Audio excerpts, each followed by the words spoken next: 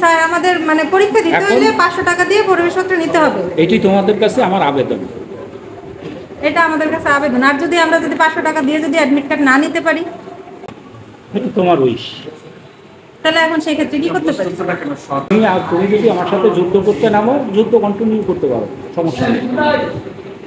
Second year, third year তুমি যুদ্ধ করে যেতে পারো, যুদ্ধ করা তোমার অধিকার। এক্ষেত্রে যদি আমি 500 টাকা দিয়ে অ্যাডমিট না নেই, তাইলে মানে এটা তোমার ব্যক্তিগত বিষয়। তাহলে স্টুডেন্টের তো অ্যাবিলিটি থাকে না 2600 টাকা দিয়ে ফর্ম ফিল শোনো, অ্যাবিলিটির কথা বইলো না। যারা গরিব তারা টাকা দিয়ে গেছে, রিক্সাওয়ালার কোলা আইসা টাকা দিয়ে গেছে। যারা ধনী সামর্থ্যবান তারা যুদ্ধ করে। প্রিন্সিপালকে কেন হেনস্থা করা যায়? আরে তুমি যে অ্যান্ড্রয়েড ফোনটা ব্যবহার করো, আমি স্টুডেন্ট ছিলাম, ওইটা তো কল্পনাও করতে পারি না। তুমি গরিব হইলে কোন হাত দিয়া? আমি আমার উপর দায় চাপাও, আমার বেতনের টাকা দিয়ে তো বাবা তোমাদের পিছনে আমি খরচ করতাম না। আমার তো সংসার আছে। টিওনোর সম্মানই পাঠাইতে হবে, ডিসির সম্মানই পাঠাইতে হবে, এডিসির সম্মানই পাঠাইতে হবে। দুইজন ট্যাগ অফিসার আছে, তাদের সম্মানই দিতে হবে। আমি আমার 21 দিনের ট্রেনিং এ নিছে, আমার দিয়েছে 53,000 টাকা, আমার খরচ হয়েছে 1 লক্ষ টাকা।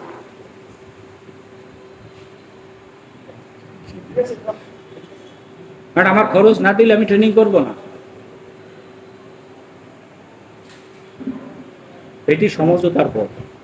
তোমরা সমঝোতার পথ বন্ধ করে দিলে তোমরা ক্ষতিগ্রস্ত হবে। ঠিক আছে, ঠিক আছে। এখন এটি স্টুডেন্ট হিসেবে আমাদের জানার অধিকার আছে, আমরা জানলাম। এইটাই তোমাদের কাছ থেকে বলতে পারো, আমি জোর করে নিচ্ছি একরকম আমি জোর করে দুটো টাকা নিচ্ছি তোমাদের কাছ থেকে।